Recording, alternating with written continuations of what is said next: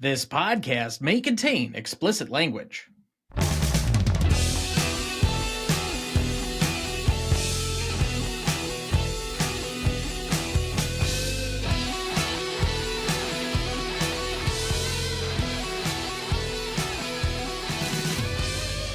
Welcome to the Greatest Movie of All Time podcast, the show that uses a unique rating style to redefine what the greatest movies are. I'm Tom Duncan. And I'm Dana Duncan. Back in the saddle again. It's only us. Yes. This is a rare sighting anymore. I think we only have one slot open for the entirety of next season. People like to be on the show. I don't understand why, but okay. It's kind of like all the exchange students, like after they leave, we don't understand why they liked us. They lived with us for an entire year. Why would they want to come back? But they do. Yeah, I don't know. Don't get it, but...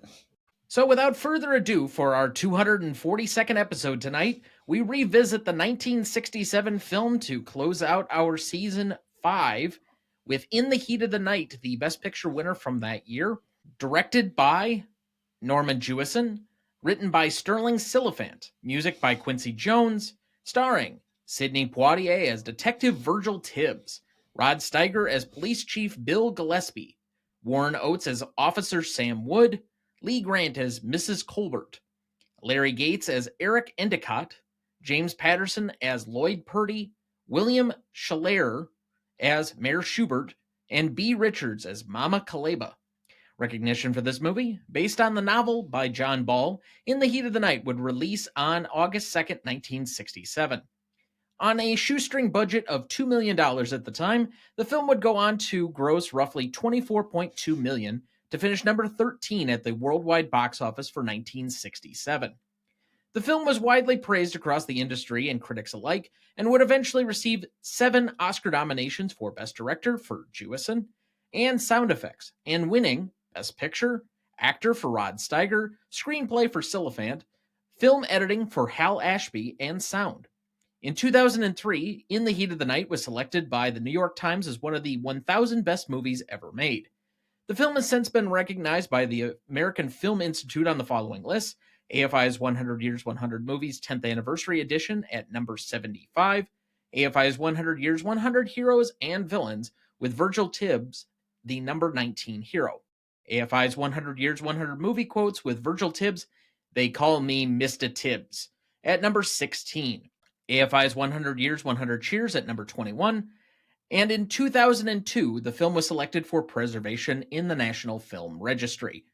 In the Heat of the Night currently holds a 95% among critics on Rotten Tomatoes, a 76 score on Metacritic, and a 4 out of 5 on Letterboxd. So as we start each week, Dad, what is your relationship to this film? I think I'd seen bits and pieces of it until about 15, 20 years ago. There was a book that was released about the 67 Academy Awards, and I read the book and then proceeded to watch all but one of the 5 nominees for the Academy Award for 1967. And then watched it again a couple of times. Then we watched it not too long ago for Revisionist Almanac, and then watched it again now. Yes, I believe this is at minimum the second time I've seen this movie this year. It might even be the third. I'm not entirely certain. You did mention that we just were on the 1967 episode for the Revisionist Almanac that debuted this December, so a couple of weeks ago. So if you've not checked that out, go and follow it there to get our opinions on the entire Oscars from this year. But the book you mentioned was one I also read in preparation for that episode. That's Pictures at a Revolution by Mark Harris. And you can find the audiobook as well on Audible. That was a great listen. So I don't remember the first time that I watched it. I would venture to say it was somewhere in the last 10 years. I think I watched it first since college. I don't remember watching it in college. But it was one of these... I think by the time we've finished 5 seasons, just about everybody who's listened to the show knows I've finished all the Best Picture winners at least once, and knows that I've also finished the AFI Top 100 list a few different times with various different films. I think because this finished on both the AFI 100 list from 2007, the revisited version, and because it was a Best Picture winner. I want to say this was one I probably knocked out in like 2015, 2016, but I probably didn't rewatch it again until we watched it for the show. I think the first time I watched it, I was much more impressed by the film, and I remember really kind of, for lack of a better term, trashing this on the original episode that we did for this. This was episode 8 from early 2020. And for anybody that's out there, that was originally released on April 16 of 2020. You can go back and listen to that episode. Although I should warn you, the show has drastically changed since we did our first original episodes. I mean, 8, you're talking like very unvarnished, very early on. We were just literally posting the episodes. We were still using Skype to record these. They are raw as hell, like beat up beef at the end of Rocky. Yeah. So yeah, it's an adventure. The difference between what we did then and what we're doing now. But regardless to say, I remember being very difficult on the episode about this movie at that time in a way that you found disagreeable. And so I remembered it, especially so obviously a 10-time guest on the show, Kieran B of the Best Picture cast, and his show, they've covered this movie, and I had been going through their back catalog last year. And I remember coming across this episode and them having a much more rosy take on this episode. I think Kieran specifically really enjoys Rod Steiger's performance in a way that you also highlighted that when we were doing the Revisionist Almanac episode. And I guess I just never quite felt that way in the last maybe 5 years of my relationship with this film. So I kind of wanted to put it back on the list, give it another chance. So this episode and its scheduling today is directly influenced by my listening to the Best Picture cast sometime in the summer of 2023. So what is the film about, in your estimation? It's really a story of race relations. It's not as much about Tibbs and Poitier himself as it is about Steiger and the chief having to face the facts that he's never really had his prejudices challenged. He's never had to deal with somebody who is an intellectual superior to himself and a better organized and better trained person than himself. And then on top of it, being African American in the Deep South in the 60s. And the growth of Steiger's character through the film is really what the film is about, as much as anything, I think. I think you're doing a disservice to the film if you limit it to only Steiger's character. No, I'm not just limiting it, but that's where I think that's the central, if I had to pick what the film is about, that's ultimately, but it's also race relations in general, and it's understanding of each side's position. See, even though Steiger ends up getting the majority of the screen time and is the bigger presence overall, I mean, yes, they're co-leads, but Steiger kind of gets the more showy performance per se. That's still not to say that I think that this film is a little more nuanced in everybody's prejudices. If you're not looking at Poitier and his targeting, in essence, of Endicott for the murder of the wealthy businessman, then I don't think you're watching the film in full depth. Mm-hmm. Because I want to say it's not just about Steiger. I guess one reason you might be able to separate this from other Best Picture winners that get a lot of criticism for similar kind of stories, that being Green Book and Driving Miss Daisy. This isn't a race relations movie where we have one superior person who isn't at least a little bit nuanced and doesn't show some character flaws. This is at least one where he has a little bit of edge to him comparatively. And so if you were to give this a little bit more credit, that's where I would say the movie is a little bit about. It's trying to break down our individual biases that we come into a situation with. I can see your point, but I still think the central theme. There's all their themes. There's other concepts. There's how easily prejudices are broken down when the party that is being mistreated offers assistance or salvation.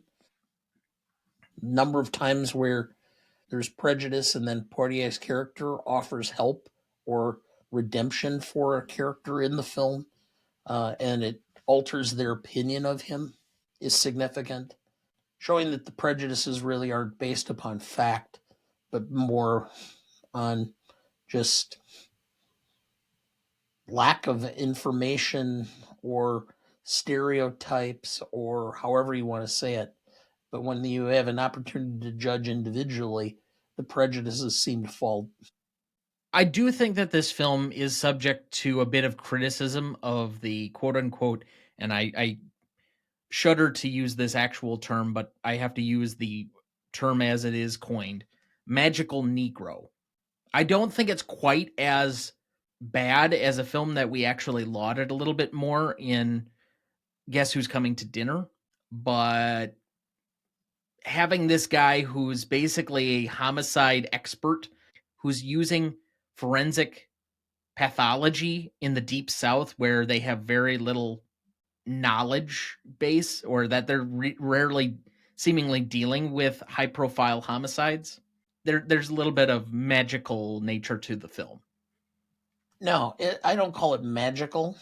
In both cases, it's the same thing, which is by making, in the case of Guess Who's Coming to Dinner, the doctor so absolutely sterling. I mean, he's Schweitzer coming to life, and the idea of Who? that Dr. Schweitzer, he was a noted philanthropic doctor in Africa who, I mean, Okay. he's considered like the epitome of generosity as far as medicine and such. But it's a situation where there's nothing about this person that would be disdainable.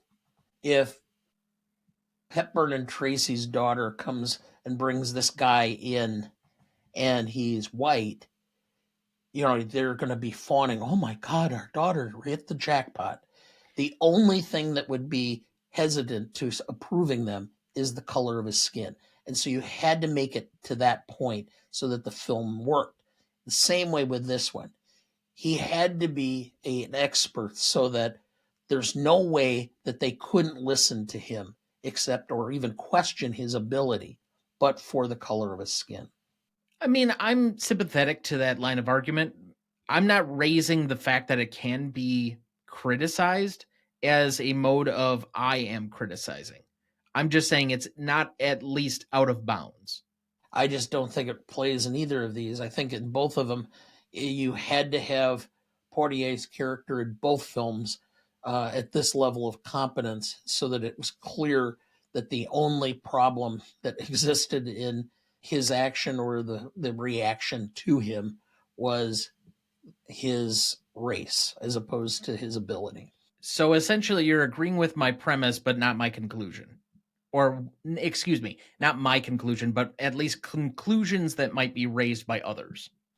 I think so, in part. I mean, You've agreed to the premise. You've said that he has to be to this level. You're just saying that I don't come to the negative conclusion. I find it to be an endearing quality of the movie. I think it's an important part and it's necessary to the film in order to establish or show racism. All right. Well, let's get into the rest of the film. Do you have our plot summary ready for us? Yes. In the Heat of the Night is a taut, incisive drama that explores the collision of justice and racial prejudice in the Deep South. Sidney Poitier stars as Virgil Tibbs, a Philadelphia detective who reluctantly teams up with a bigoted small town sheriff played by Rod Steiger to solve a murder in Sparta, Mississippi. Director Norman Jewison builds a gripping procedural around the tension between these two men, each forced to confront his own biases in the face of a shared goal. With its evocative cinematography, unforgettable moments of confrontation, and Quincy Jones' soulful score, In the Heat of the Night, transcends the confines of a murder mystery. It is a film of deep moral resonance, one that holds a mirror to America's struggles with race, power, and reconciliation, while delivering a narrative as electrifying as it is humane. Thank you. Did you know? Sidney Poitier insisted that the movie be filmed in the North because of an incident in which he and Harry Belafonte were almost killed by Ku Klux Klansmen during a visit to Mississippi. That's why Sparta, Illinois was chosen for the location of filming. Nevertheless, the filmmakers and actors did venture briefly into Tennessee for the outdoor scenes at the cotton plantation, because there was no similar cotton plantation in Illinois that could be used. Poitier slept with a gun under his pillow during production in Tennessee. He did receive threats from local racist thugs, so the shoot was cut short and production returned to Illinois. Did you know? This was the first major Hollywood film in color that was lit with proper consideration for an actor with dark skin color. Haskell Wexler recognized that standard lighting used in filming produced too much glare on most black actors and others of dark complexion. He toned down the lighting to feature Sidney Poitier with better results. Did you know? Rod Steiger was asked by Norman Jewison to chew gum while playing the part. He resisted at first, but then grew to love the idea, and eventually went through 263 packs of gum during shooting. Did you know? Set in a hot Mississippi summer, but filmed during autumn in Illinois, many of the actors had to keep ice chips in their mouths and spit them out before takes to prevent their breath from appearing on camera during the night scenes. Did you know? Scott Wilson so impressed Sidney Poitier that he contacted director Richard Brooks and suggested Wilson for a lead role in Cold Blood, also from 1967. Poitier never mentioned this to Wilson at the time, who only found out about this recommendation after he had been cast. And with that, we will take our first break, and we will be right back.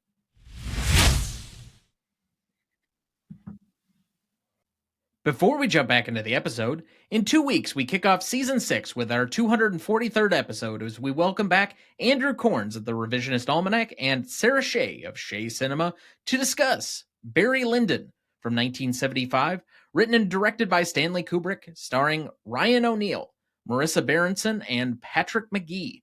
You won't want to miss that one, so watch ahead of the show by searching the Real Good app to find where it's streaming for you. That's REELGOOD.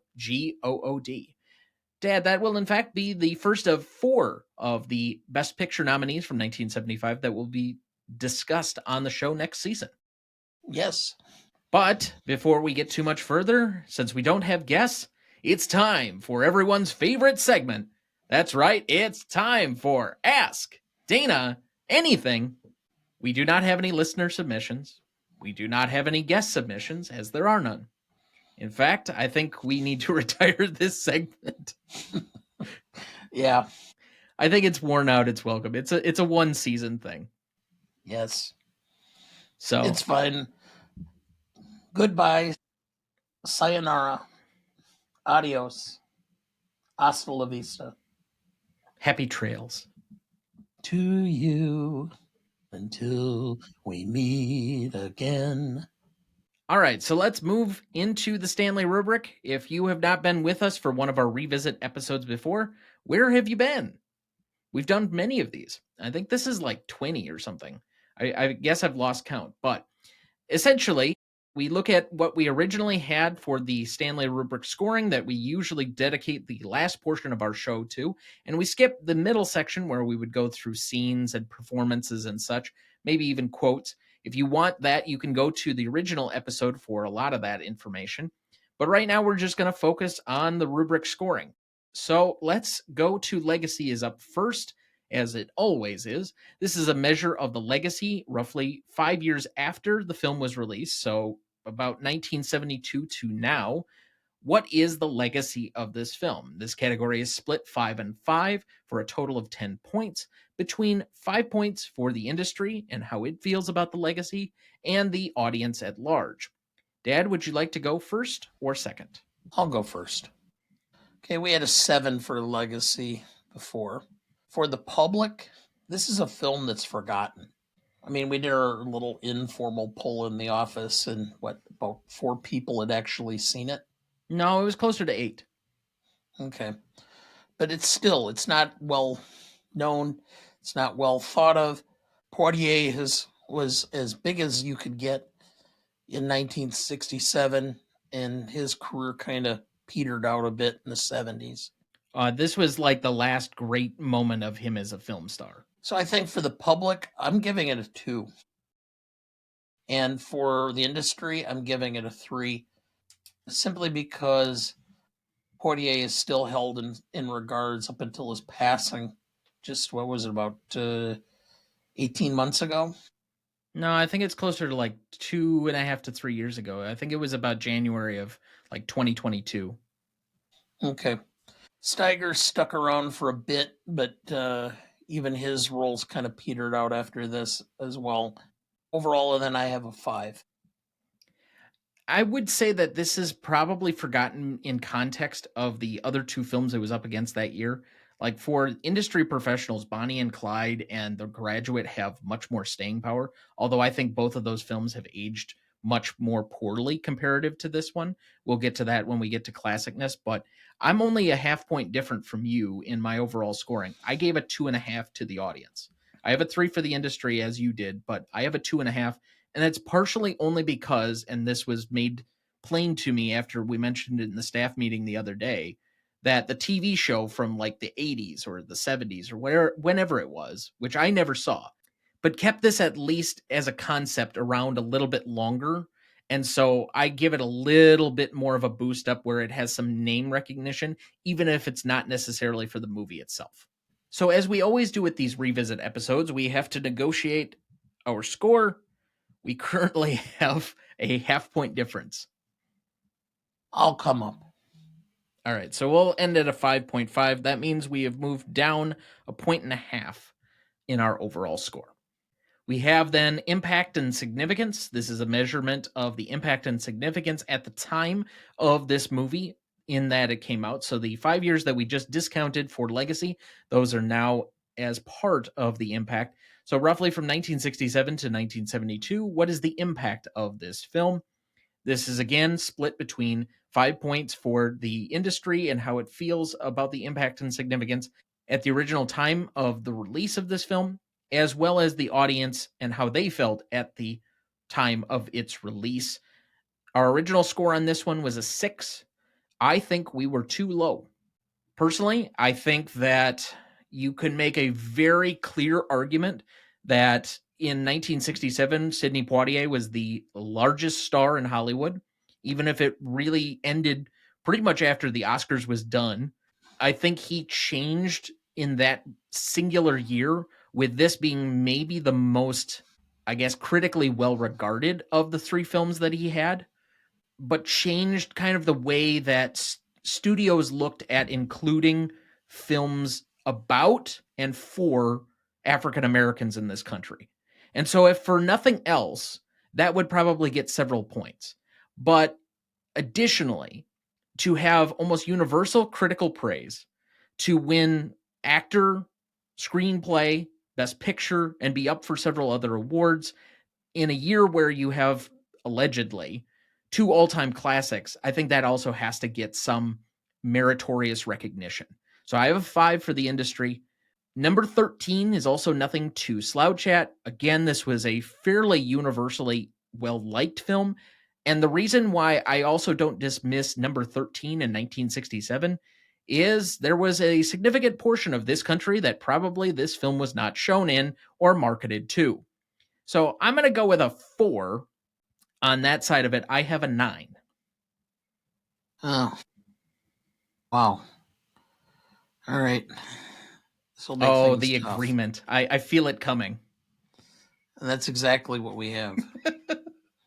Wow. Right on. Spot on. 5 seasons later, and we yet again continue to agree. Anything you'd like to add? No, not really. I mean, it was 13th. I mean, it on the budget that it had, I mean, it made a lot of money.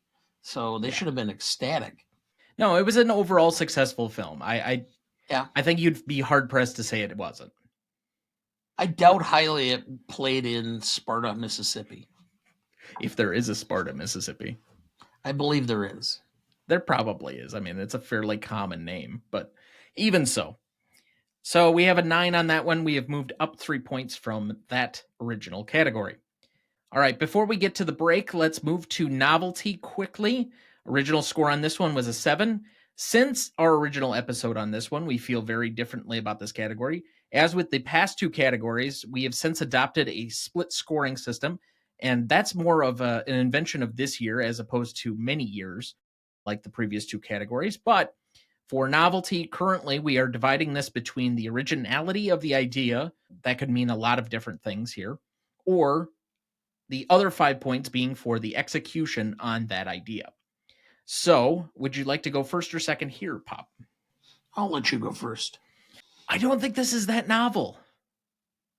Like, Sidney Poitier had been in movies for well over a decade. He'd won a Best Actor award for kind of playing this role already. The only difference was I think this was like the first time that he was a cop, which I guess has a certain level of novelty to it, but I mean, you're grasping at it a little bit. I'm going to give a generous 2 on the novelty of this movie.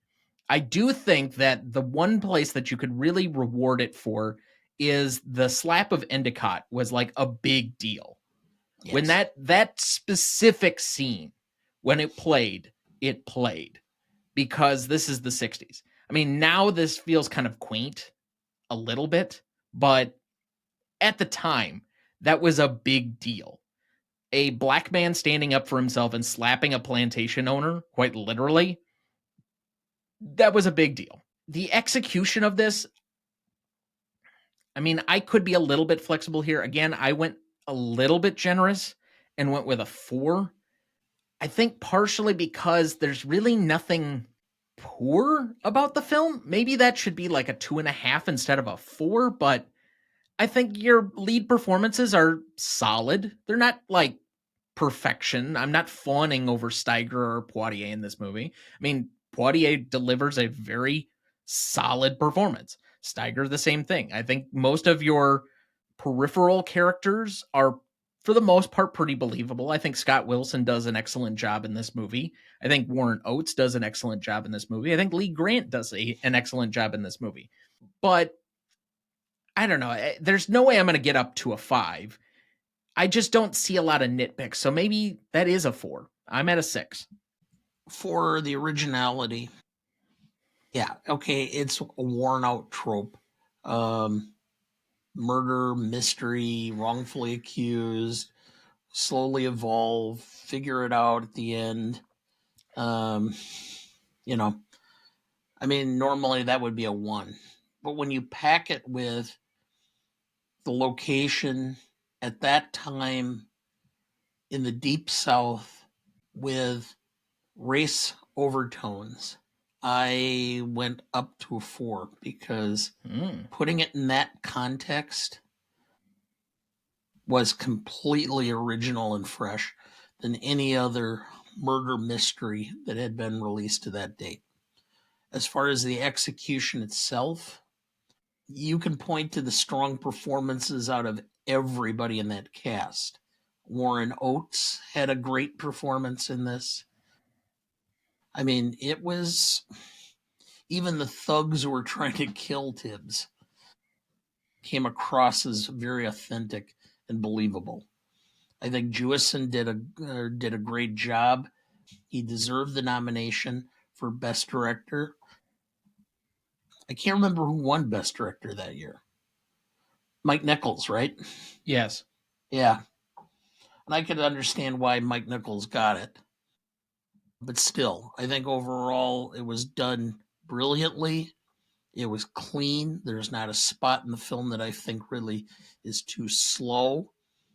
It evolves well. You can follow or trace the thought processes of the various characters. So the execution, I'm at a 4.5. So I'm at an 8.5 overall. So there, that thus ends our congeniality. At least for the time being. On the side of novelty, I just split it. I'm at a 4 year to 2. I mean, I suppose if we've, I mean, we still have the other side of things to try and go over yet too. But all right, so let's just take it on a novelty standpoint. I guess what really has me is not necessarily the context of the film or necessarily even the story, although murder mystery and the murder mystery itself was not even like really it didn't seem to be the central theme of the actual movie. It just seemed to kind of like hold everything together, but by the Yes. end of it and the realization, you're like, oh, that was the conclusion of the movie. Oh, okay. Like the murderer does not have this like great surprise. It's not an Agatha Christie novel in any way. Yes. And I guess my biggest beef against the novelty of this is, again, Sidney Poitier has basically played the magical Negro in every other film that he is. He's the exceptional teacher. He's the exceptional doctor. He's the exceptional lawyer. He's the exceptional businessman. Now he's the exceptional detective. I guess your novelty is Rod Steiger chewing gum?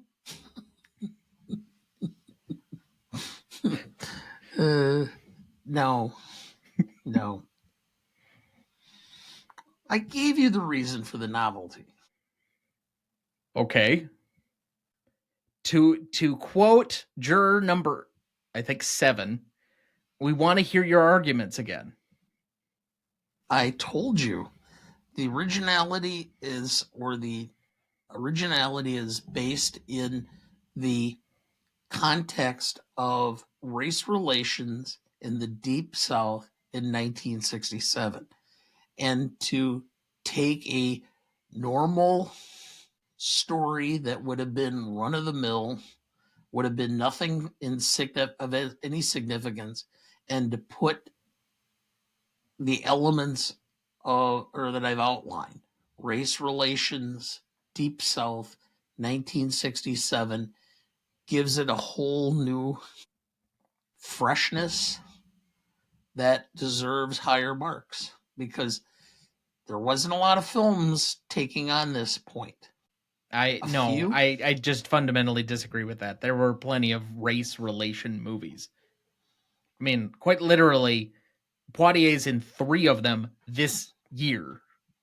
Like I don't want to disparage because from a historical context, like I said, this changed the way in which black people were viewed as potential film stars and that they also had an audience they had to cater to, but that led to black exploitation, not to like more central figures starring in movies. We didn't get Denzel in for another like 30 years.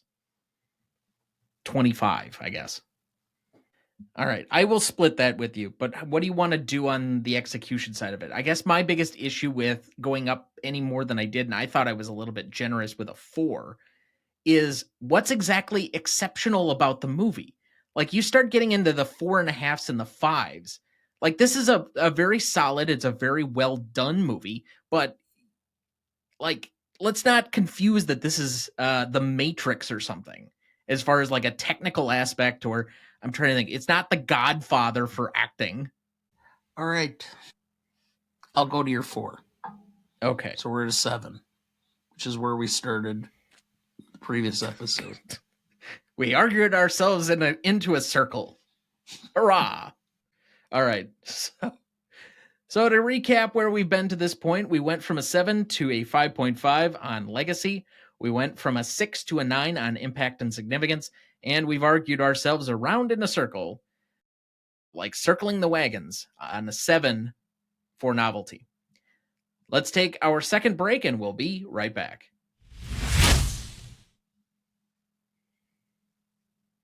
Welcome back. Dad, do we have anyone to remember this week? Yes. Michael Cole, 84, American actor, was in the TV show The Mod Squad and the soap opera General Hospital, as well as It. I would have to assume it's like the Tim Curry 1990s It. Probably. Yeah. I obviously was not around to watch the Mod Squad. I don't really see it in syndication at all. Do you remember Michael Cole? No, I don't remember him. I did watch The Mod Squad a bit when I was a kid because it was on in the early 70s. but the show does not age well. Okay. It does not.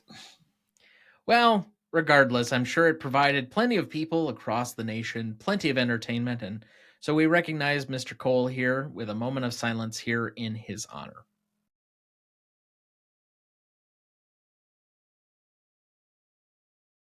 Thank you. All right. We left off at classicness. Now, this is the most difficult category to really define as far as how we do our scoring. We usually start at a baseline of 7 because there's more room to move down on something for how it's aged, as opposed to moving up, where we have very few things that we can give it in order to move it up. However, we seemingly do every week. Basically, oh, there's nothing problematic with this, and so let's move it up. Maybe we should reconsider how this category is done, since I know we've recently got some complaints for at least one film that we did on a classicness score. But originally on this one, we had a 5.5. You usually lead this category. All right. We start generally at a 7, and overall, this film ages very well. In fact, it would probably have scored an 8, or excuse me, a 9 to me as to how well it's aged, except for one thing. And that's the scene where the girl is supposedly naked. You can't see anything, but still implied. And then you find out later she's 16. That by itself, just the fact that they're kind of showing without showing anything, does not age real well from that standpoint, because back at that time, 16 was not a problem per se for a lot of adults. We've become much more protective of children under the age of 18 now, especially as problems have arisen on the internet and with all the hidden cameras and all the rest of that stuff, sexual assaults and everything. So I had to give it a point down for that, because I don't think that portion of it ages well. I think you could have done it much more implied than it was. I think it went probably a step too far from modern sensibilities. So do you have a number? I'm at an 8. I'd said I went up to a 9, and now I'm going down a point. I guess I should have just concluded that if people couldn't follow, that I was at an 8. You're expecting other people to do math? Somebody's got to do it around here. Yes, somebody does. I actually buy your argument. It's not one I'd necessarily considered, so it's a fair point. I think if you add in that there's at least a fair criticism for the magical Negro theory or criticism on this, you could probably knock it down another half point. I think the only thing I could really give this movie extra points for is maybe a timelessness. And so that might move it a point ahead. I think if I'm doing my math right, that's a 6.5. So 6.5 and an 8. We're at least going up comparative to what we originally had, which was a 6. Well, I can Or go excuse down me, to it was a 5.5. I can go to a 7 or a 7.5. You're expecting me to counter at 7.25, aren't you? No, I'm not. I'm expecting you to agree with me, because this You raised a is point and I knocked mine down as a result of it. Like, where would you have had 2 points up to a 9? because of the classicness or the timelessness of the film. You could You have release 2 this points film. for that? Yes, because this film could be released right now, and there would be no problem, except for the one scene that I downgraded again for a point. Yeah, there'd be no point because this would be released by Disney as like their family movie of the summer. No, they wouldn't. Yeah, Wouldn't they be their, would. They'd wouldn't be their probably put family Dwayne the movie. Rock Johnson in it.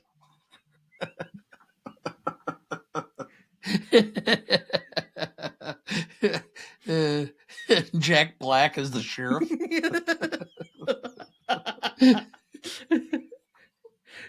It's either that or Kevin Hart. Oh, I almost got the spit take. Yeah. Or Kevin James as the sheriff. Well, he roughly It was Paul Bart or Paul Bart or Paul Blart. Yeah, Paul Blart. Yeah, Mall Cop. Yeah. Why not Beck Bennett for the sheriff? Yeah. You might have to explain to some people who Beck Bennett is. They can look that up. That's their own thing. I don't need to explain every reference I make. That's at least a reference from this century. The century is only 25 years old. Yes, it's a quarter over. I'm sorry, I lived a big chunk of the last century. So okay, so now you're old too? Yeah, well. All right, we got to settle this. I'm at a 7.5. You're at a 6.5. I came down a half a point. So where are you going? I'll counter at 7. 7.4.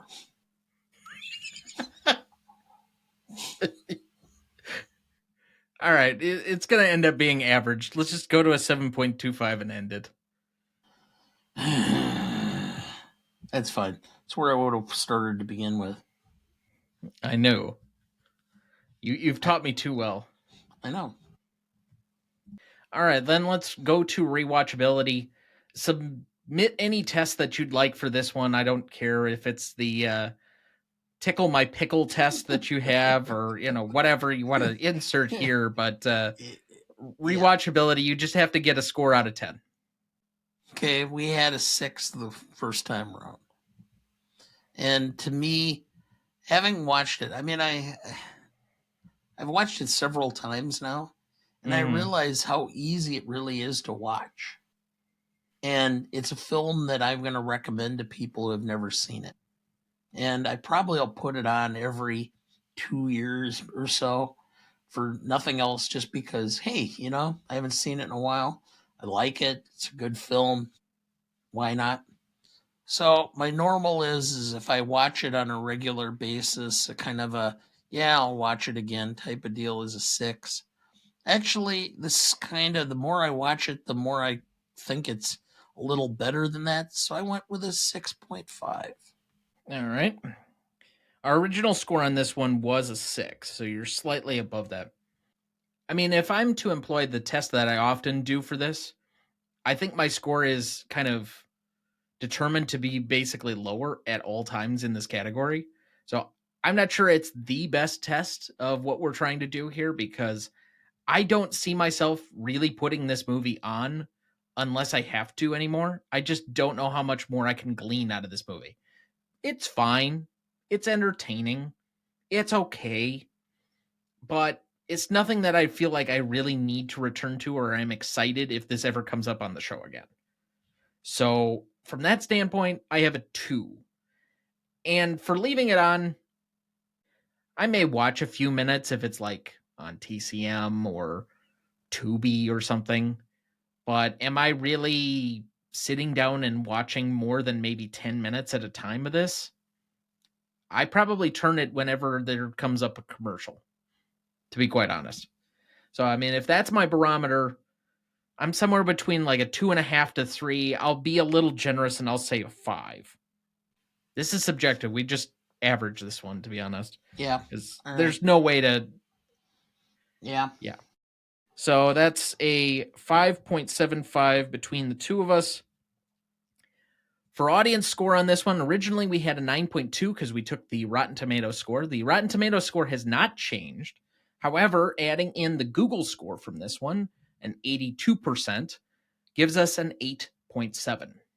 So to repeat the categories, for legacy, we moved from a 7 to a 5.5.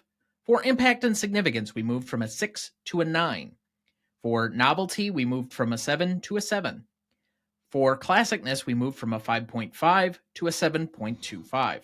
And for Rewatchability, we moved a small step down from 6 to 5.75. For Audience Score, we moved from a 9.2 to an 8.7. The original score on this film, when we did this for episode 8, April 16th of 2020, was a 40.7. It is currently number 180 on our list. Tonight, after our new scoring, we now have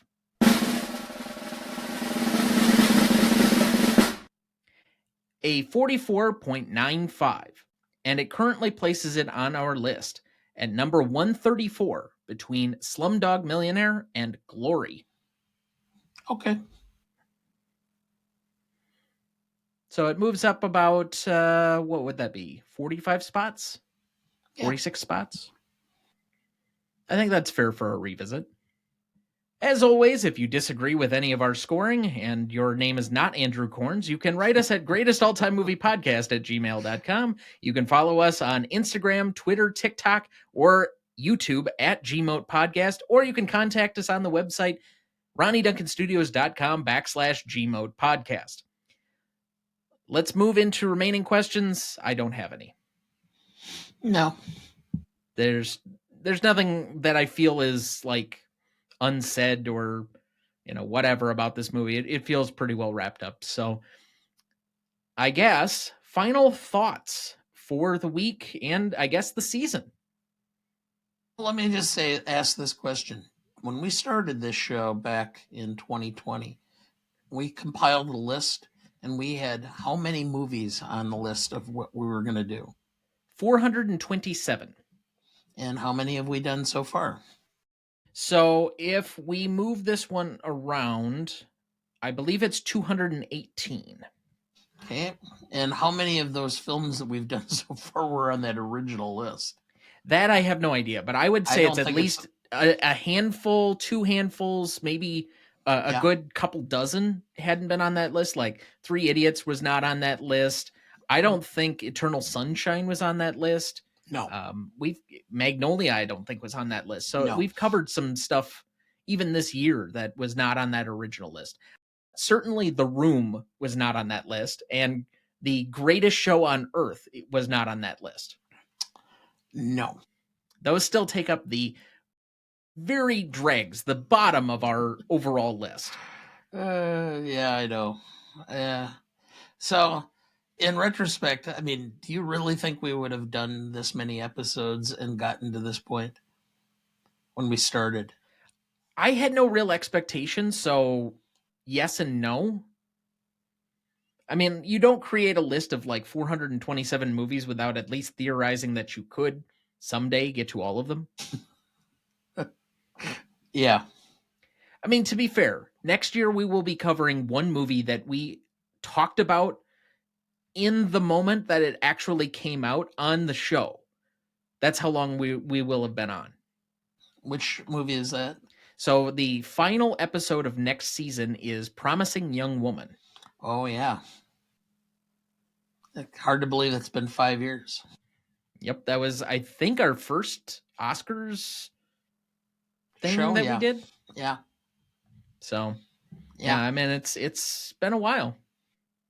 Oh, I know. But I guess since we kind of have already alluded to it a little bit, just to recap as it stands at the end of season 5, the current bottom of the list. You want to make any guesses what's at the bottom? The Room. The Room is the very bottom, yes. The Help is near there. Yes. Greatest Show on Earth. Yes.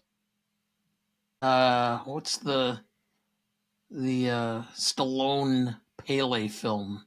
Victory. Yes, that's also there. In fact, when you said we were doing it, I was like, do you know what that is? Because I saw it when it was released, and I'm like, okay. I don't know what else is there. Okay. So the bottom 10, including at least 2 films that we have discussed this year, and including very recently. Number 10, Joker. Friday, Blood Simple, which we've said is too low, but I don't know how we'd change the scoring that much.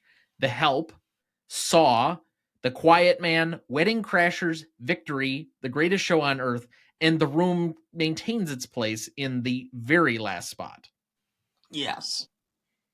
All right. So, since we've done the bottom of the list, let's do the top 10. Do you know what the top 10 of the list currently is? Know that we have The Dark Knight. Correct. I know that Jaws is in there somewhere. That's number 2. Casablanca. 7. The Best Years of Our Lives. 10. The Godfather. Yes, at number 9. Godfather 2. No, that's a little bit further down. Further down. Yep, Godfather 2 is at number 14 right now. North by Northwest. Correct. That is at number 4. Indiana Jones. And the first one. Raiders of the Lost Ark is at 12. Is at 12. Okay. Boy, I'm not. No, I'm drawing a blank. Go ahead. So I will say that we have covered 1, 2, 3, 4, 5 of these in revisit just this year. So that would be The Best Years of Our Lives, The Godfather, Pulp Fiction, 12 Angry Men, and The Shawshank Redemption. So currently it sits at number 10, The Best Years of Our Lives, which we covered with Kieran earlier this year in a revisit. The Godfather, which I think we did for, maybe it was last year. It was an Easter episode where we did a revisit.